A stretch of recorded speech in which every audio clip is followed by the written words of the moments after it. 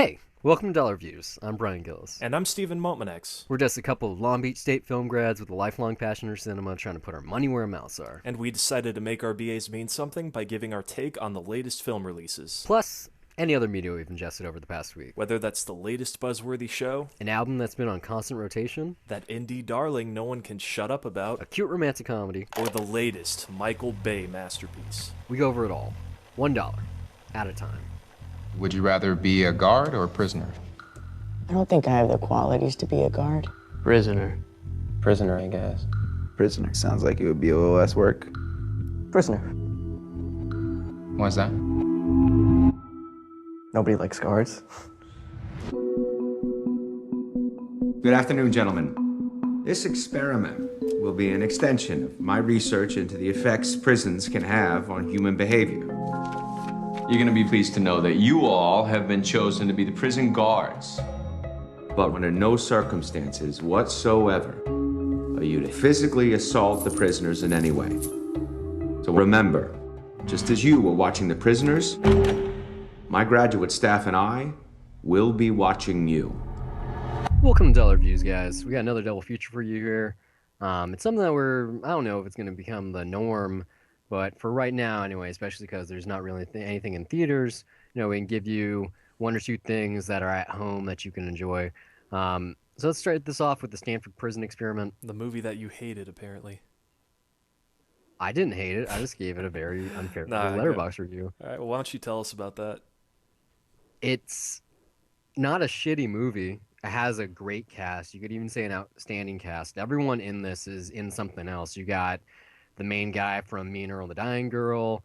You got the two stars, Tay Sheridan, and I think his name is Logan Miller from The Scouts Guide to the Zombie Apocalypse, which I obviously liked earlier this year. Ezra Miller is like kind of, I guess you could say, the star. Who else? Fucking Olivia Trilby. Michael Arenago, Yeah, Billy like- Crudup. There's a like really a lot good of people. cast here, It's hard to name them all, and a lot of them are young. They're up and comers, or some people that you've never seen, and they're all great. Especially Michael Angarano. I've loved him ever since Sky High, and he definitely plays against type. Like if you liked him in Red State, this is like imagine he's the villain in Red State. Like he definitely has a very powerful performance, very scary. Just my problem here is that this is, based on a true story. This is an actual prison experiment that happened in Stanford, and was it like 74 or something like that? That's 71. 71. Yeah. And so it's like in I every think. I'm pretty sure. Yeah, I it's might like be horribly wrong. in every single philosophy, or not philosophy, but psychology textbook since then.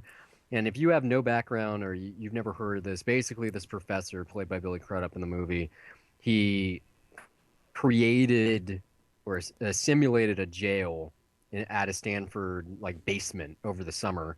And so there's 9 inmates and 9 guards who shift, and then there's a warden, and it gets kind of crazy.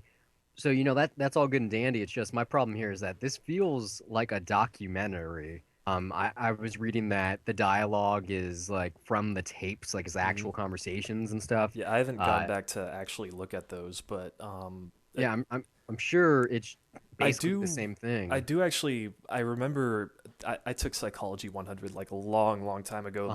The Prisoner 819 did a bad thing, though. That clip I do remember. So that was definitely a thing that happened, which was really eerie. No matter. Oh which no, way yeah, you this look is at definitely it. an eerie movie. It creates an atmosphere. There's palpable tension. It's just my problem was that despite having this documentary feel to it, it is a narrative film and it has no message. There's See, really that's where no moral here for me. That's the thing about your review that sets me off is I do not understand what you mean by that at all. I mean, because There's the moral obvious- is, I mean, it's very clear, like not just with the film, but what the outcome of the experiment was and what they discovered from it. But Wait. But If at you the get a end- bunch of people together and you simulate a prison, it's a bad thing. I don't need an experiment to prove that. I don't need a movie to prove that. There are plenty of prison movies that are actually about real prison that this is kind of unnecessary. This is like the third adaptation of The Study. There's one with Adrian Brody, I think, like 5 years back that's supposed to be a lot better.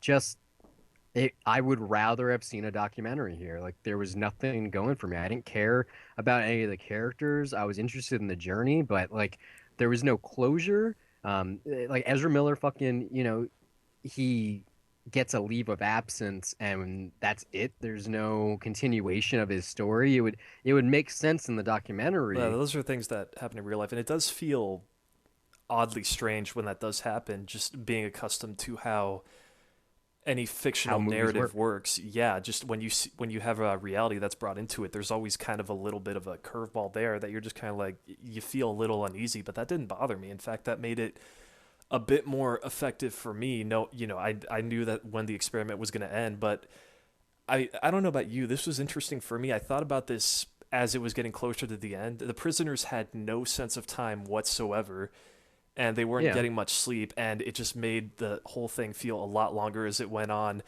And this could be something that someone would want to say if they were giving the movie a bad review, like, oh, you feel just like them, you're trapped and you don't want to get out, for someone that hates the movie. Like, I didn't have any timer on the DVD player in front of me or anything like give me a sense of time, and that, the claustrophobia just kept going on and on and on. So it is a movie that for me felt a lot longer than its runtime, but I think to a good effect, honestly. What was it, like an hour and 40 minutes, something like that? It's a little over 2 hours. Okay. Yeah, Yeah, I I mean, I didn't have a problem with the experience. Like, it was didn't look at the And clock. that's- I didn't yeah. think about stopping it. I wasn't bored. Like, I had a quote unquote good time at the movies, but I got nothing from it. I didn't learn anything. Like I said, I didn't care about any of the characters. It's kind of hard to do that when they don't have names.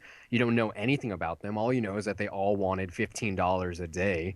Um, just confusion. There was no real closure. Like, you get the generic text on screen for a true story, but it like ends with, and then they were married and they're happily married to this day, about characters that you don't give a shit about their relationship. I don't know. It very talented cast, a lot of really great scenes, especially Michael Angrano playing this like dickhead, the generic Yeah, John dickhead Wayne. prison guard. Like- Yeah, the John Wayne, like, he was awesome. Yeah, Like, he's playing doing the impression of the guy in Cool Hand Luke. I haven't seen Cool Hand Oh, Luke, so man. they almost ruined it for me in the movie when they talk about the spoiler. But it Well, went there's a over my prison head. guard that's a dick. That's all you need to know. Sure. Yeah. Yeah, I mean, I know he references that in the movie. He's like, "I'm gonna do the Cool Hand Luke," or like, "Have you seen Cool Hand Luke?" or something like that. I don't know. It's just it's not for me at all. Like, the only thing I learned here is that Ezra Miller was totally miscast as the Flash, because I've seen him in several things now, most notably this and Trainwreck. I still haven't seen whatchamacallit. We need to talk about Kevin. Yes, I still haven't seen that. I know that's supposed to be like his breakthrough amazing role, but he's a whiny bitch, and I Yeah, don't no, see him playing it doesn't Barry help. Allen at all. No, Especially like, since he can't escape a fake prison at that. No, I'm not talking about the character. No, I'm no, no, just- no, no. I'm just saying it's the little things like that where the I joke can't sets get- itself let up me for out it. of Yeah. here. My stomach They hurts. won't Oh let my us God. leave. He's a total bitch in this movie. I don't think he should have. And that's the impression I get of him in real life. Even in the Perks of Being a Wallflower. Every time I see him on screen, I see him a certain way. Like, look, In his defense, they're I gonna know have you. him next to Henry Cavill, Ben Affleck, Khal Drogo, Gal Gadot, and Ray Fisher, and then there's gonna be him. What the fuck is Warner Brothers thinking? Giving him? I'm gonna get to this later in the All right, episode. here's- I watched some more episodes of The Flash this week, and that Grant Gustin guy is great. Okay, and Ezra Miller is a joke, almost as bad as this movie. But Ezra Miller, there's just something about him that doesn't sit right. I really hope that movie's good. But anyway, back to this movie. Yeah, I just clearly to wasn't credit- a fan. To credit his performance, though, real quick, I do think. Oh, his performance is fine. Yeah, for me, I never I did question whether he was really playing it up or whether he was legitimately going mad. I don't know. That line is a little blurred, although under the circumstances, you really want to say that he actually did go insane because just putting. Tay Sheridan, I got that more from him. Like, Yeah. he has a really great performance here. He's great in everything. I mean, that's the point for me. It really is one of those movies, and even in psych class, they ask you this question of what would you do if you were in that situation. Do you think you would have acted the way that they did? That's really part of the point, and it's kind of As a guard, I would have, to be honest.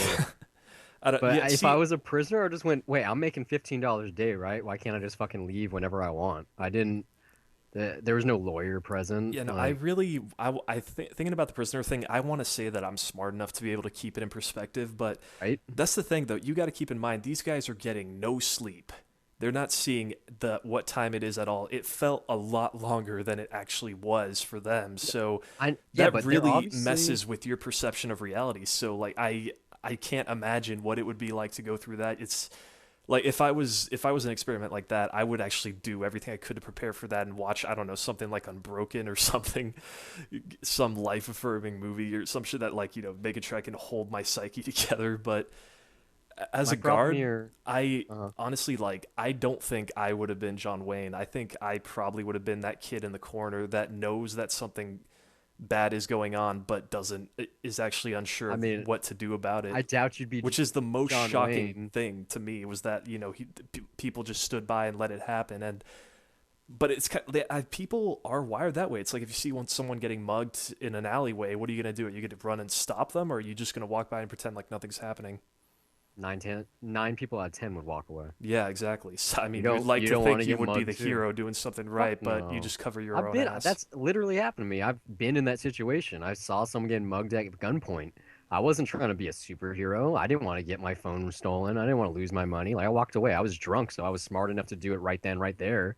But no, almost no one would try to stop that happening. That's why we have heroes. It's people that go above the Call of But I Duty. do Yeah, think the point is, like, at least of this experiment, because you really want to believe that everyone wants to probably believe that they're a good person and they wouldn't go that far to treat someone. And, especially since it's a college experiment, like, you would want to keep that in perspective, I would think. no. If I Of was like, hey, put everyone's into, trying to get paid. Why the fuck would I want to mess this up for someone else? if I was put into a position of power and I was in a mock jail cell, and because remember all the guards in this movie, they go home after their shift. Yeah, no, they're 12 hours or whatever. They go home. Yeah. They get to do whatever they want. They can smoke. They can eat. They can they're living life. They're and getting paid for not to being there too, yeah. yeah, they're getting paid to shit on people. And I wish we had some kind of converter for what the $15 a day is now. It's, let's say, like 50. No, that's probably a little bit more than that. That's like, it's probably $60 or something. But like, yeah, it's basically getting like a regular job minimum wage, right? Yeah, true. And Every day it's not like there's if I had a nightstick and people were telling me that I could do whatever the fuck I wanted, and I knew that there was a video camera at the end of the hall, like, I don't know. Like, there's that really stupid credits footage. You would think that they would just use the real footage because it was obviously there, and that's why they were making it look like that. But that's just my opinion about this whole movie. I'm pretty sure there's a documentary out there. There's very clearly in this movie, they have the audio tapes and the camera set up and all this stuff. It's a very documented event. I could have easily just read about it, and because I did, and I knew about this movie before you recommended it this week, and I was intrigued mostly because of the cast, and I got my money's worth that way. But like I said, I took nothing away. I didn't learn anything. I didn't learn more about how evil people can be when absolute power corrupts absolutely. Like, yeah, that's a saying for a reason. It's a maxim. Everyone knows that expression. We know the evil of tyranny and the problem with the fucking the prison system, especially in America. This movie didn't add any more to the conversation for me.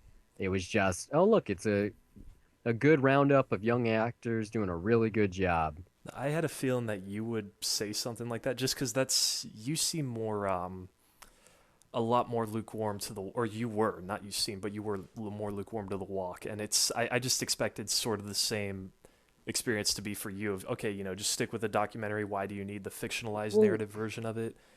But with The Walk, though, they did a really good job, and it had it's it totally did have a different, message, yeah. and there's like a moral, and you're learning stuff, and it's a fun journey. Whereas there's no journey here. It's a movie that takes place over 7 days. You got to remember they printed the newspaper in the beginning, and they got people to audition or interview. And then all that stuff.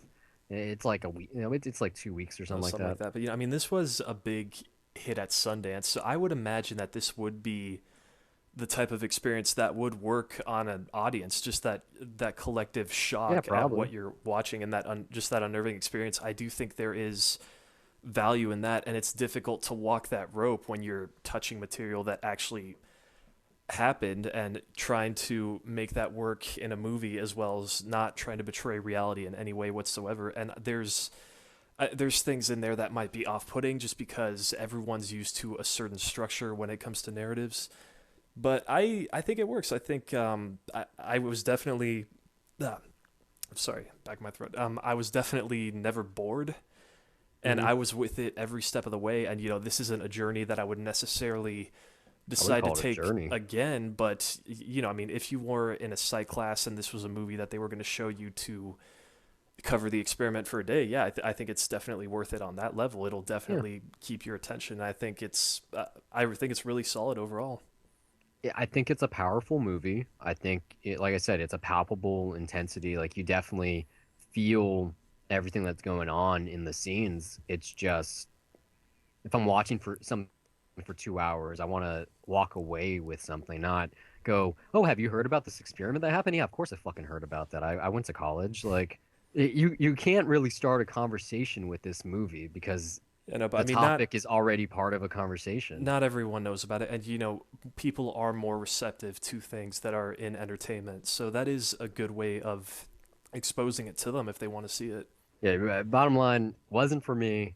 I guess Steve was more receptive. If you want, I guess you could say this is a psychological thriller, I guess, or a chiller rather. Like, it doesn't fuck with you, but watching people having their heads really messed with is a kind of terrifying experience. It's really, really effectively made too. I mean, I feel like this is one of the most effective uses of close-ups I've seen in a while, particularly when the movie just gets closer to the end, because it is very close-up heavy in that last third, and it just gets really, really claustrophobic in those moments for me. So I mean, I thought that was very effective. If the subject matter interests you and you don't know much about the study and you want to see a good cast, then yeah, it is definitely it's a worthy watch. It's just, if you're like me and when you watch a movie, you want a message and you want to learn something about some people, or you want to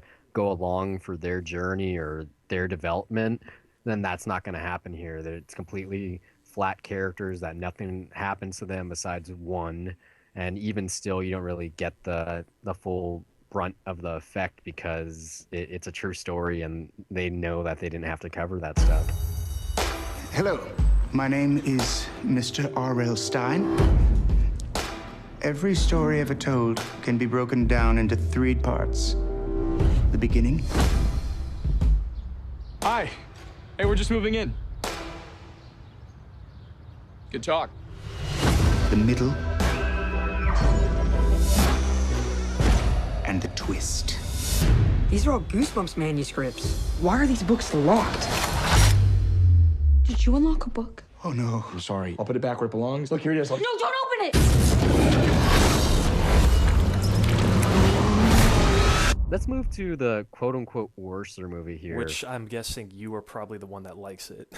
I didn't like it, but Okay. I thought it was... I think it is it's definitely more enjoyable. So yeah, we saw the Goosebumps movie, and you got to say that the right way. I think we just got to say Goosebumps because growing up we are the target demographic for this, even though it is filmed more so. I have not. You grew up outside the country. Yeah, I did not. Like, these were popular in the very early '90s, and I was not around. Like, I remember I think seeing a few spots for the TV show. The TV show was great. Yeah, but I didn't even have cable then. Like, so I don't think it was on cable. I want to say it was on Fox. It wasn't on Nickelodeon or anything like that. No, I'm pretty sure it was on Fox because The Haunted Mask, which was it was before they even had the TV show. They made like a Halloween special, and that was one of the better selling novels at the time. It's hard to even call it a novel. They're so small, so short.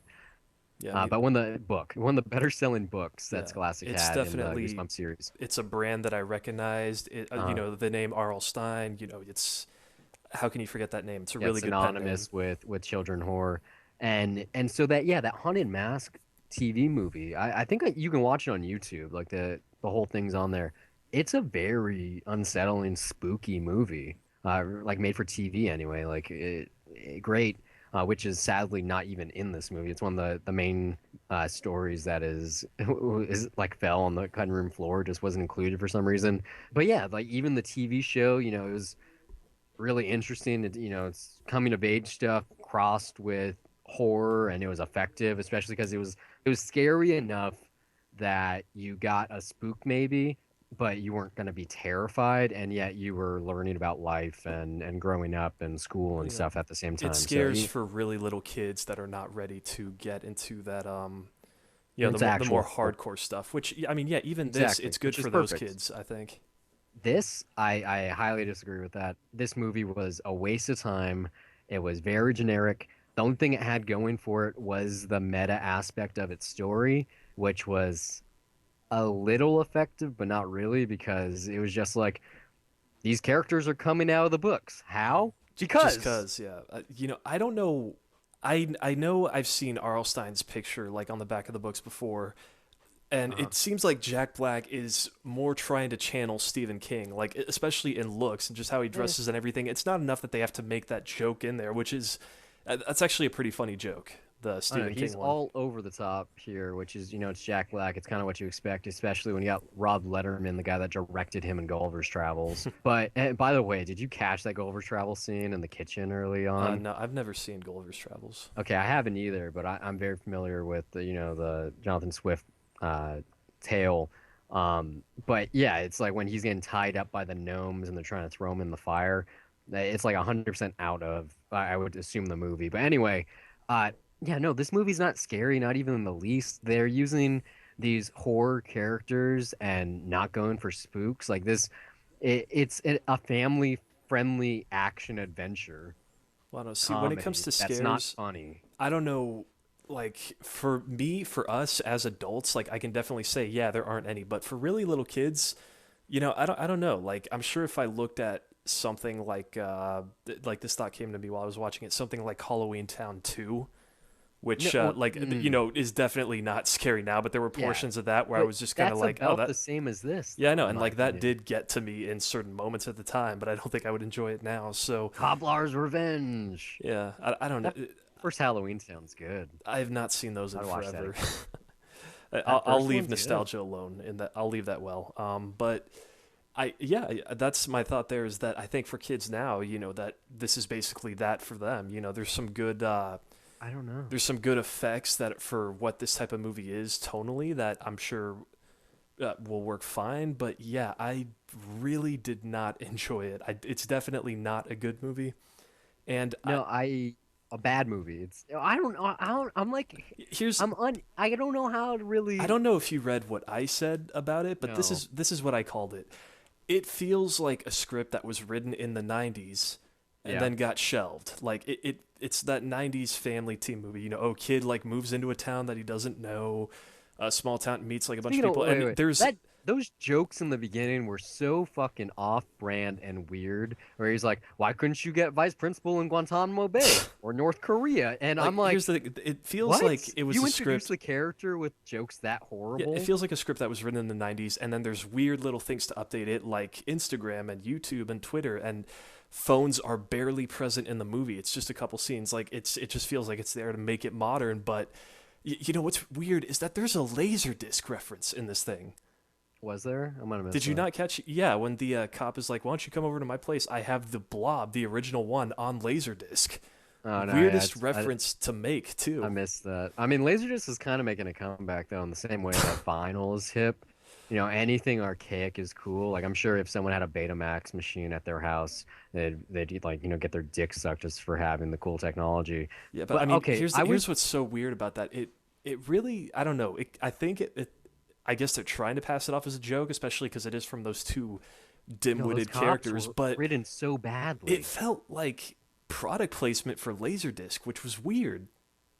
Well, and I mean, not only that, there was also the home theater moment where, you know, Jack Black shows off his home theater system, and I'm like, well, I mean, yeah, that's a modern home theater, but that feels like something someone would do in the 90s, which is, hey, check out my kick-ass stereo, you know, area. No one does that now. I mean, it's a weird movie. I was gonna say, the TV show actually had this spooky element to it. Like yeah, maybe I was a kid, but I guarantee if I sent you the YouTube video to the Haunted Mask right now, you'd be like, wow, there's actually like this is kind of scary. Like it does build a certain feeling. Like, you know, if it like maybe it's the music, like the theme song was really good, but this it just isn't. Like it was like Sony was too afraid to scare kids, and they just made this action adventure with a whole bunch of known properties, which make me think of this. This is basically Pixels. If you took out video games, I think it's a better and version you of put that. in and you put in R.L. Stein's works, Like- and you threw in like a little meta angle. It's funny. I definitely I don't had. think this is better than Pixels. I think this is a lot worse. Except for I don't know. I did have that moment. This movie has the Q*bert thing at the end. I'm not without saying what it is, but yeah, that's where I was just kind of like, okay, this is not a good movie whatsoever. I mean, I don't know. I'm sure I enjoyed cheesy shit on my own as a kid, so this is harmless. You know, I can't bring myself to hate it, but I definitely don't think it's good. I don't hate this movie. You know, it does everything fine. The young actors are pretty good. They play their roles well. You might scoff at the dialogue or some of the performances, or especially just the way it's written. And it's like, you know, horror movies usually have like a grocery store scene and the school dance scene and chasing down the hallway scene. And it feels like a scary neighbor checklist. next Yeah, door. I really couldn't find a thing to enjoy about this. And I mean, the set pieces themselves, like there's nothing really fun about them. They're just repetitive. It's always the same thing. It's okay, hide, fall, Jack Black gets stuck in a cart or between a gate because he's fat. Haha. Yeah, I don't care. It's like let's throw a cemetery in here. Let's do this. Like the worst thing about it, besides how obvious and generic and just unoriginal it is the fact that it has really good ratings online, especially on Rotten Tomatoes, and this has like an A on Cinema Score. Well, I mean, but that's which for the blows audience my that sees it. mind. I mean, I can buy that. No, people but would Rotten enjoy this. Tomatoes has like a 7.2 for this thing. Think about 7.2.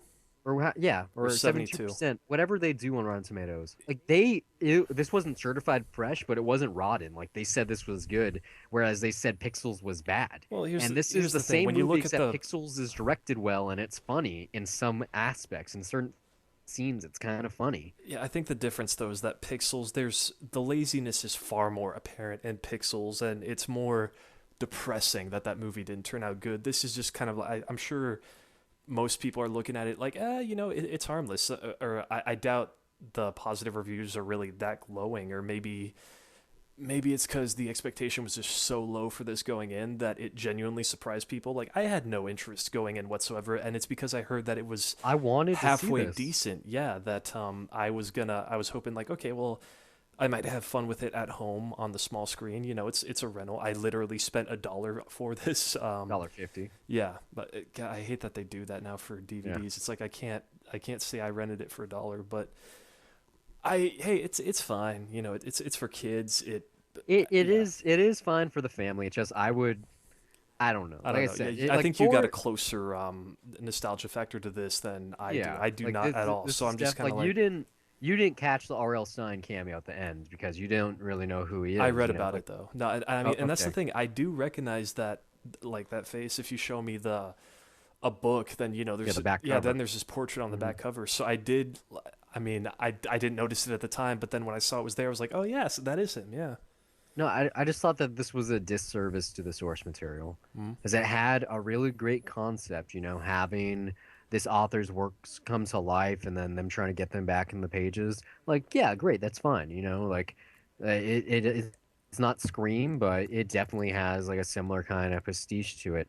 But like I don't like maybe like it's kind of like my defense for Pixels. You know, I would tell people I was like, it was bad for us, but if I was 12, I probably would have liked it. And that's the same thing here. Like I can get it. You know, like if I was of a certain age, I probably would have enjoyed the experience. Like I thought Hannah, the starring girl, I thought she was really good.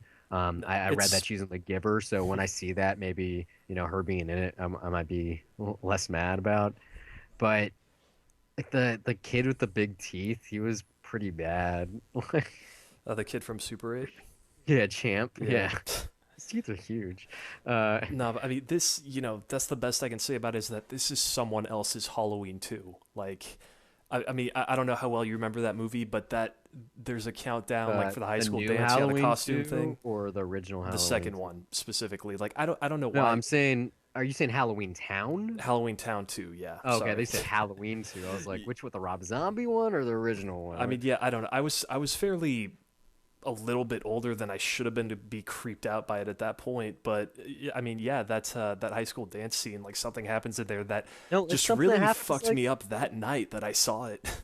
It happens in too many like horror films. Like, like obviously you got Carrie, but like Hocus Pocus, Scout's Guide to the Zombie Apocalypse. Like, it's one of those genre conventions. Like, well, there's gonna be high school students and they're gonna be gathering at a dance and something bad's gonna happen outside. It follows, or not? It follows. I mean, the guest rather. The guest basically ends at a high school dance. You know, it's just something that happens and something you're kind of used to. Well, but this, like, when it happens here, it's just kind of like, oh, we got to have a high school dance. We got to have that scene where people are like, yeah, right. Like, the things that I did like about this movie are I liked the slappy ventriloquist doll. Yeah, okay. It was modeled after Jack Black, and his voice like did bring a certain element to it. Like, it was kind of funny, kind of spooky. Like, he was pretty effective as a bad guy, you know? Yeah, no, as a presence, and just for the sake of humor, it's funny. It's awesome that a dummy is basically your main villain. Yeah.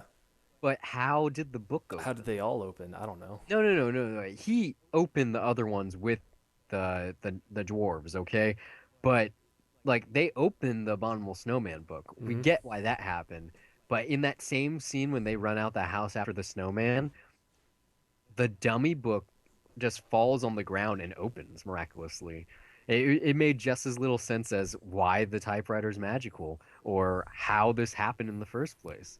And there's no there's a certain logic level, that's really well explained, but there's a certain level of disbelief because it's something supernatural and scary. Basically, Pixels was more plausible in its logic. Yeah, it's like it definitely aliens was. Like, came by and they're able to do this, and that's why we have that. Yeah. I mean, like, they saw despite this the time fact that a capsule in cheat sheet space. makes no sense in real life or a cheat code. Or rather, there are no cheat codes for Pac-Man, but that's a different problem with that movie entirely. But the fact that Sony, who's been struggling at the box office for like the last couple of years, basically released the same exact movie for the similar target demographic, and that one of them got favorable reviews while the other one didn't, just kind of, it's like, what world are we living in that this is the better one of their summer? Well, I mean, technically this is October when this was released, but they're equally enjoyable in my book. It all depends on expectations, and like, I would agree, but this is more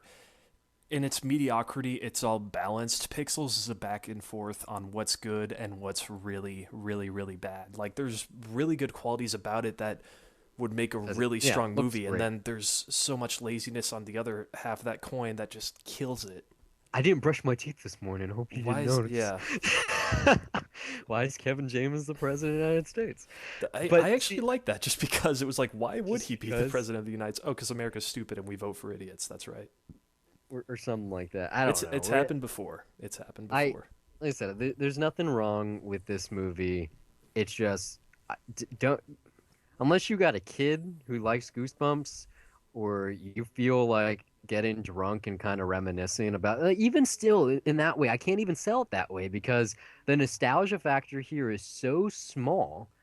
For just because besides Slappy, there aren't any other major characters from the books that really appear, and the Goosebumps television series is much better than this is. Like, I think that they probably still hold up in a certain way, whereas this is like, it feels like a cash grab. I don't know. It's hard to even talk about it. I think really the best that we can say, and we've said it like already 10 times, not for us. Yes. For kids right now, and I'm cool with that. Maybe. You know, I mean, you mentioned Sony having a bad year. This was one of their big hits or biggest ones. I think it's one of it was successful. Yeah, I don't know. I think it's one of like the like top 5 that Spectre they had. And besides Spectre and Hotel Transylvania and Mallblart. Yeah. Okay. I mean, good for them, honestly, because but they need a hit. You know, the people have jobs and they need work, so it's good that they have something, even if it's not one of the big ones. But Yeah, that's really the best I can say for it as a movie. I go ahead and get it for your kid if they're young enough and they No. need something to satiate that need for horror Don't at their level. don't get this for them. This is a Sony movie. Alright. It'll be on Stars eventually. Just wait until then. Trust me. Like they're, because like Goosebumps are meant for kids that want a scary story. There is no scare here. It like you said, like maybe if you were young enough, there could be something kind of effective. But the fact that you have this really bad comical writing throughout, how it just doesn't jive with the supposed horror angle that's supposed to be there. I really think that's a big generational gap. Like the stuff that we grew up with, a lot of dark stuff. Like I think I said it before, and I don't mean to bring it up, but that's one of the reasons I really liked The Good Dinosaur. And a lot of people are put off by how dark it is because I just don't think kids of this time are necessarily used to that. Even though both times I saw it, they were into it. You know, I never had problems with kids running around or screaming. And I told you, both times they were fucking crying at the That's end. Like, I good. shit you not. Let's move on to the other stuff we did. What did you watch outside of these this week, Steve? I alluded to this last week. I wanted to see Ip Man 3. I don't know if... Have you Is seen... it IP or is it IP? Ip. I've heard people say both. I don't know. It said Ip Man. No, I've never seen any of Take Ip Mans. Mike I know the Tyson's story. English dialogue for it when he goes up to Donnie Yen and says, Yeah, Ip Man, hey. "Hey, so you Ip Man, huh?" Which, I mean, just for the record, that was awesome. Like, if you want... I mean, that is the big selling point of this movie is it's Donnie Yen versus Mike Tyson. And yes, it is exactly what you expect from Mike Tyson. He holds his own in that fight, and it's a lot of fun. He punches windows like crazy, and it looks awesome. And when he speaks, it's gold. Just saying. But have you seen If memory, the other two? no, I haven't seen this trilogy. If memory serves, Ip Man was Bruce Lee's teacher, right? Yeah, that's the big what thing. it is. There's this trilogy now with Donnie Yen, and then there's Wong Kar-wai's The Grandmaster, which I have not seen. I haven't seen that, but it's on my watch Yeah, list. and I know that that's the big acclaimed one. I want to get a hold of the original version of that, though, not the Weinstein Company cut down one. But anyway, I'm not sure if I'm right here, but this is the way that I understand it, is that the Wong Kar-wai one is more of a biopic, whereas... This is an action flick. Like, yeah, this whole trilogy, it's basically centered, it's the legend of Ip Man. You know, it's not necessarily the story of Ip Man. So when you see the advertising, it's just you expect martial arts fighting, and that's pretty much what this is. There's no great plot here. The plot is basically a 1980s Save the Rec Center plot, although instead of a rec center, it's an elementary school. But even then, though, they do some interesting things with it. I mean, there's one moment in particular involving kidnapping kids and threatening to send them to slavery that really just, I thought, enhanced the tension in a fight in a big way. And, you know, when you get to the Mike Tyson stuff too, like the payoff for that, it's not narratively satisfying, but just because it's a fight with Donnie Yen and Mike Tyson, it's really, really fun to watch. You know, also character-wise, though, the stuff with Ip Man's wife really, really is like that's the emotional center of this movie, and it really just makes the conflict that much more interesting because she goes through a lot of shit trying to support him as he's supposed to protect the school from not getting burned down by the bad guys. And I mean, that conflict was really interesting, and just especially in one key sequence that is set in an elevator, I thought that they managed to use that plot thread and up the stakes for a certain action scene in a really, really cool way. You know, Want me to blow your mind real quick? What? I've never seen Enter the Dragon. I have not either, actually. Really? No. That should probably. You want me to blow be your on, mind? At the cinema at some point. You want me to blow your mind? Huh? You can try. I it. have never seen Bruce Lee in anything. I've never seen a I've full-length seen feature Bruce Lee. Okay, Green Same. Hornet. Yes, No, yeah, but I've never seen a full Bruce Lee movie. I've seen clips. Everyone's seen clips, you know. But yeah, no, I've never. I saw the Green Hornet show when they would show it on Encore, but yeah, I mean, I've seen a Brandon Lee movie. That's bad. You're over here talking about watching the entire Ip Man trilogy, and you haven't even seen the movies responsible for why these three movies were made this in the first is place. why we have a podcast, Brian.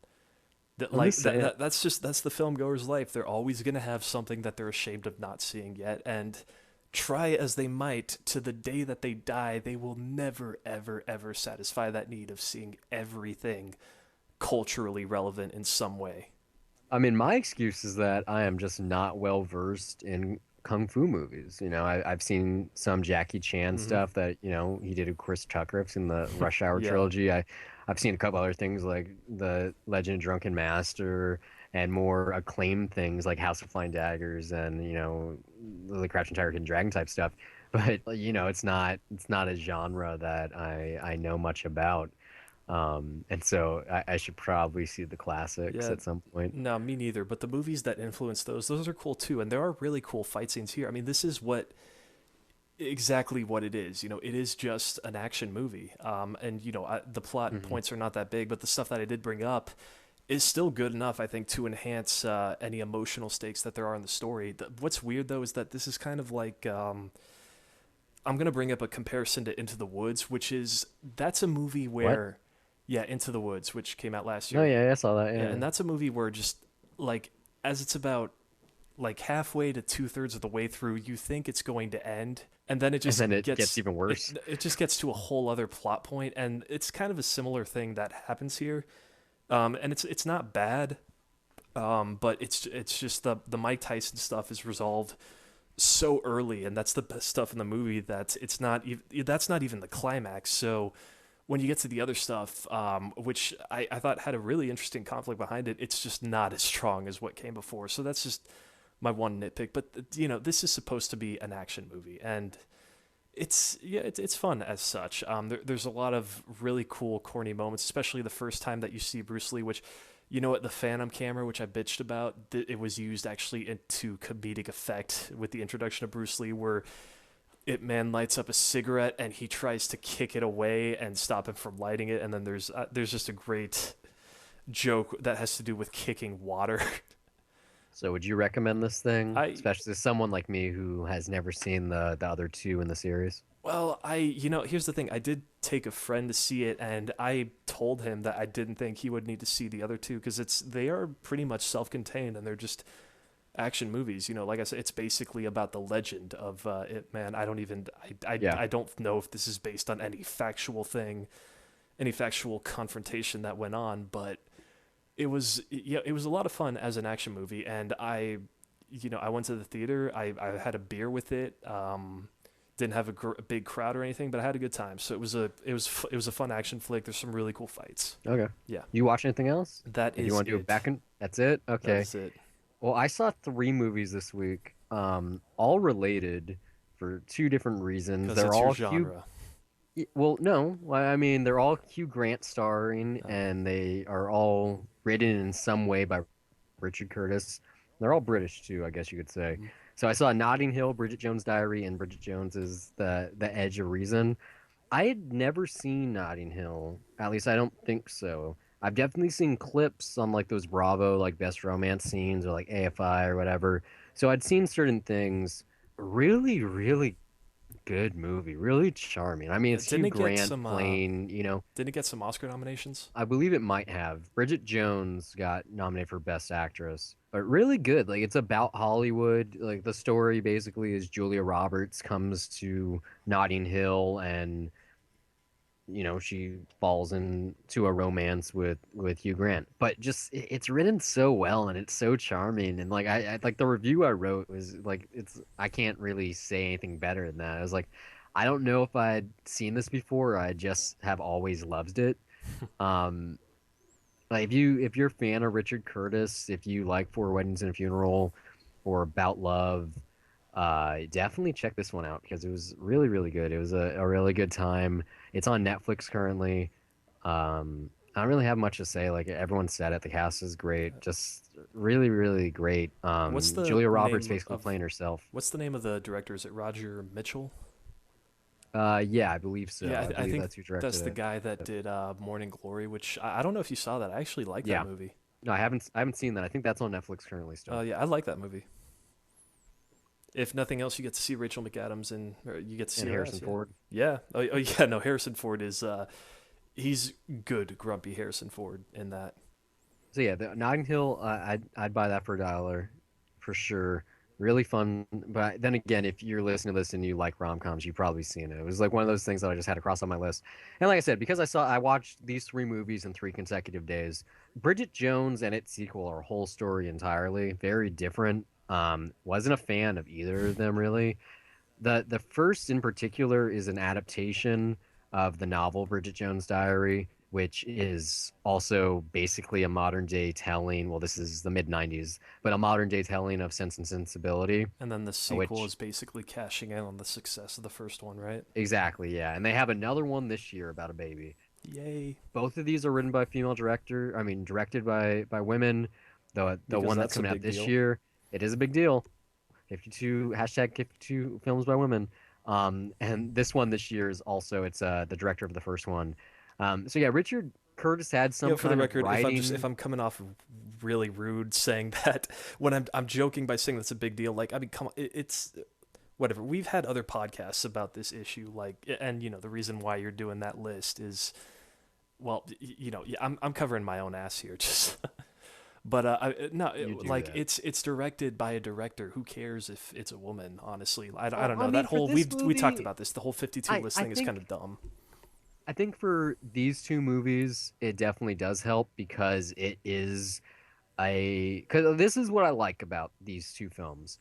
They're not good by any stretch of the imagination. I don't particularly care for the romance that's happening. Like in the first one, yeah, like it is a very serviceable, very standard rom-com, good time, whatever. Not amazing, not tell people about it. It's not quite Notting Hill. But the fact that Renee Zellweger, and this is weird, this is like my biggest qualm in the movie, that everyone in it is British, And she isn't. and yet it's written by Brits and it's a British director, and yet they have an American star in it. So once you get over that hump, it's whatever. But I like that she's overweight and she doesn't know how to dress well, and she is a loudmouth and she doesn't have good manners, and like all these things, like it's a laundry list of things. Like she very much so is not a leading lady in the standard sense of the word, and yet she has this movie and it's about her and being a spinstress and looking for love in all the wrong places. And I don't know, but the thing that Bridget Jones, the first one anyway, does so well is that Hugh Grant isn't playing Hugh Grant. He's playing a fucking asshole womanizer. Even better at doing that than he is at being Hugh Grant. Like you can't take your eyes off of him. Like he is awesome doing like off type. Really, really great. And it's not the only time. Like in music and lyrics, he's almost the same way. American Dreams is similar to. In Love Actually, he's almost there. But yeah, he's this isn't. definitely the nice guy in Well, that. I'm just saying, like he's more human, okay? Like he's not He's flawed. Mr. Perfect, exactly. Whereas in this, he's 100% flawed, like almost not human, like not a bad guy per se, but It's not like Cloud Atlas.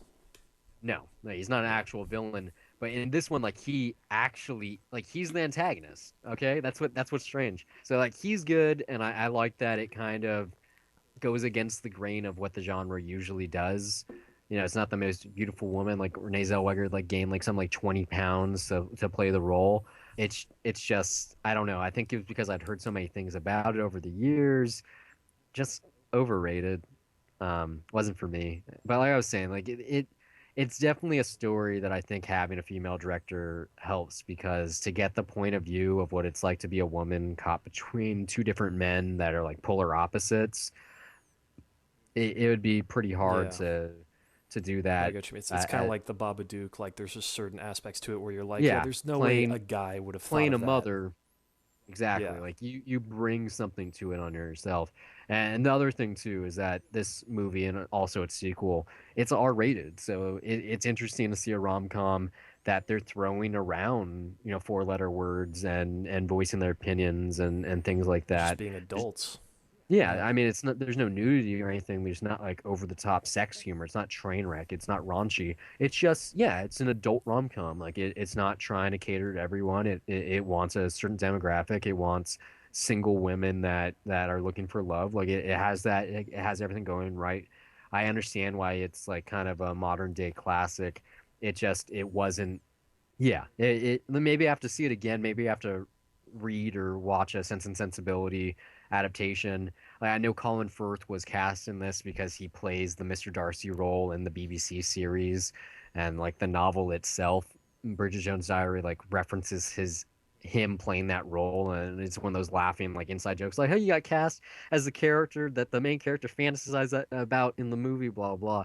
It's a completely different story about the sequel, Edge of Reason. Not a bad movie, but not made for any other reason than to make money.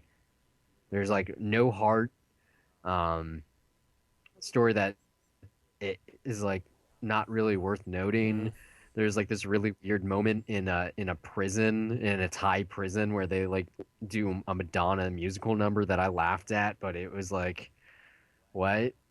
It's over. There's like a skiing moment. Like it's the slapstick, over the top, hijinks version of the first film with less baggage. There's, I don't know. It's hard to talk about it. I It's the definitely don't Hangover see that. 2 of that franchise, Yes, basically. exactly. Yes, it was definitely just a cash grab, even though it was like years and years after. I think the first one was 2001, and Edge of Reason was it 04 or 06? I wouldn't I don't know. know. I know Beyonce's Crazy in Love is using it twice, so I think I want to say it's 05 then, 06. Yeah, I The mean, song you know, that movie, or just Renee Zellweger in general. I mean, having worked at a movie theater in Newport Beach, I know that there's a senior heavy audience that just loves her stuff. So even though she hasn't done much in a long yes, time. I mean, it works. I'm sure that this and the next movie, it'll satiate their appetite. I mean, I don't know why, but I want to see this next movie now just to see how they end the series, even though Hugh Grant's not in it, and he's you're a definitely completist, right? I mean, that's yeah, a little bit, but like Hugh Grant's the reason why these two movies work really well. And the first one, especially, like Colin Firth plays a really boring character. He's supposed to be boring. He's Mr. Perfect. There's nothing exciting about him, and Hugh Grant is the playboy eccentric that you like love to hate. And he's a very small role in the second one, and now he's not there at all in this new one about her getting pregnant. I mean, I'm not going to go out to see it, but when it hits HBO, I'll definitely turn it on. But I don't know, whatever kind of qualms I had with Trainwreck, it's like that. This first Bridget Jones movie is basically the same thing, just in a more grounded, less slutty way. Like Bridget Jones, she wants a man, but she's not sleeping around until she finds him. Yeah, Like she I mean, it is confined to home. Like it's a more realistic portrayal of what it's like to be a single 30-year-old woman. Yeah, you said 30. I was gonna say, is that what seems like to be the differences? Is Trainwreck appeals to The 20s crowd. Yeah, whereas Bridget Jones is the 30s. Yeah, definitely that. Well, I mean, it's that, and also you got to remember that this is the 90s, so I don't Early know if aughts. that. Yeah, it's early aughts, but I mean the books from the 90s, and to be honest, there isn't a big difference in technology between early 90s and early aughts. Like the internet still existed, but it wasn't prevalent everywhere. No one had a smartphone. You might have a cell phone here or there. Same thing, like there's not really a problem here. I don't know. I can't recommend the second one. I think anyone that's a fan of the series would tell you that too. Not really breaking any critical ground here. But if you like Notting Hill, and if you like Four Weddings and a Funeral, and you just like Richard Curtis in general, definitely check out that first Bridget Jones's if you've never seen it. Even if you're not a fan of Renee Zellweger like I am. I'm definitely not a fan. I love Chicago, but I don't like her. I'll be honest. I'm kind of glad that you did not pick this for Debt to Cinema now, because it almost happened for New Year's. It was, instead of Strange Days, it was gonna be Bridget Jones's. Look, I'm not gonna rush out to see this. Just the only scenario where I see myself being exposed to this is that I'm out on a date or something, and then Netflix, you want to Netflix and chill or whatever, or I'm dating somebody and they decide She's to like, watch let's it. watch one of my favorite rom-coms. Yeah, that's. I don't it seems think like that that's would one happen of though. those. Like, and I wouldn't be I don't- against it. It's just I don't see it. I think it would just be one of those. I don't think it's that movie. Like I said, Depends like, on the this girl is you're definitely- dating. No, I doubt it. Like people our age, like this is very much you're in your early 30s, you're single, and you Okay, have this dream different scenario. Like you You're like Jane browsing Austen. through Netflix, and then she sees it, and she's like, "You know what? I want to watch Yes. that." There you go. That's more likely. Yeah. 100% likely. Especially because this is actually on Netflix, not the second one, but the first and the first film. So that's all we got for movies. I did watch The Flash this week. Not the recent episode. I watched like the first. I'd already seen the pilot when it aired, so I watched like the next 3 episodes. It's a really good show, like surprisingly good. Like I watched like the same amount of Arrow about a year ago, and I didn't dig it. I didn't like the dark vibe they had. I didn't like the vigilante justice thing because it's not Batman, it's Oliver Queen. And it's just basically the same. Instead of being a badass, you have a bow and arrow. But yeah, like I said earlier, like Grant Gustin just gets it right. Like the cast characters around him, it's really fun. Like it's hard not to smile at it. Like he brings this charisma to the character that it's really fun, and it has like that villain of the week thing for it. And I'm speaking as someone who watches Gotham on a weekly basis. Well, not yet. It's about to come back, but like that's just kind of droll and dark and whatever.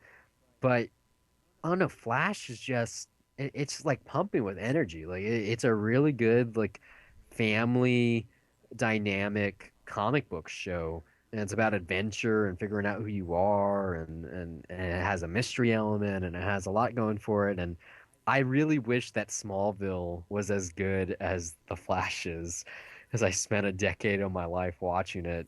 So yeah, I'm gonna check out more. I would buy that for $1. I'm gonna watch the second half of the Legends of Tomorrow pilot, probably tonight or tomorrow. I like that show enough, and that's why I gave Flash another chance. So if I had lower self-esteem, I'd probably get sucked into it. What does that have to do with anything? There's 22 episodes every year. No, I don't. You said self-esteem. That's why I'm like, what? Yeah, like you know how much time you have to commit to watching 22 episodes of a 1-hour program every year? Yeah, commitment's one thing. I just 20. I don't understand what that has to do with self-esteem. I don't know. It's just what I'm trying to say is that there's more that I can do with my time than watch a CW superhero soap opera.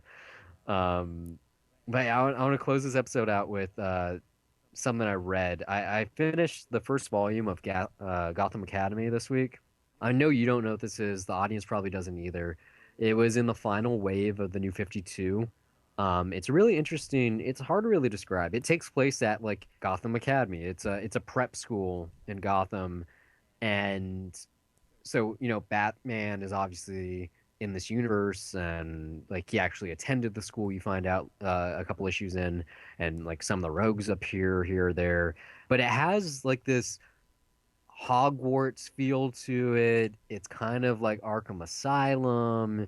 It's from a female point of view, so you have some like school romance stuff happening, drama, like trying to fit, like there's an allegory for trying to figure out who you are, which could be read as maturing and going through puberty and like coming to terms with your own powers. Really interesting, written really well. A completely different view and angle of what you get from DC Comics in terms of a Batman book, because he's not pivotal to the story. Oh yeah, I guess you can say he is, but it's about characters outside of the Bat family, and it's really good. Like I'm gonna continue to read it. I'd like to catch up on it, but I think it's like for girls that read comics. There's not a lot of stuff out there.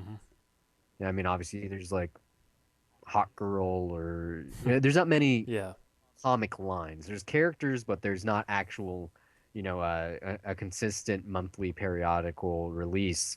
I use like Batwoman and stuff, but like this is like targeted specifically for girls, like teen girls. Like it has that manga, like love drama stuff going for it within the Batman universe, and it's just really fun. I don't know, I can't say enough about it. I'd buy it for $1. Really, really fun, great art. Just a breath of fresh air. Completely different than the monthly Batman titles, which are very serious and definitely for boys. But yeah, that's all I got. I'm done talking about my rom-coms and female-centric comic books now. All right. Thanks for listening. We hope it's been a pleasure. If you like this show and you want to hear more of our wonderful voices on a weekly basis, check out 2 Cents. I'll recap what's happened in film, TV, and tech news. We're also on Debt to Cinema, where one or both of us crosses a title off our list of shame. You can find all of our content at dollarreviews.net. Follow us on Twitter or like us on Facebook at Dollar Reviews. We're available on iTunes, YouTube, TuneIn, Stitcher, and constantly looking to expand to other platforms. If you listen somewhere we're currently not available, you'd like to contribute some talking points, send a Debt to Cinema request, or even if you just want to laugh at us, you can do so by reaching out to us on social media or send an email to brian@dollarreviews.net. Or you can email me as well, steve@dollarreviews.net. You can follow me personally on Twitter at Brian Gillis, that's BRYONGILLIS, and now you know how to spell the email too, and also under the same name on the lovely site Letterboxd, which acts as my film diary, where I rate films I'm watching, write the occasional review, and even sometimes compile lists. You can also find me on Twitter at S_MTX, and also follow my film diary at Letterboxd under the same name, where I log everything I watch, and sometimes write brief reviews. That's it for this week. Until next time, keep the change.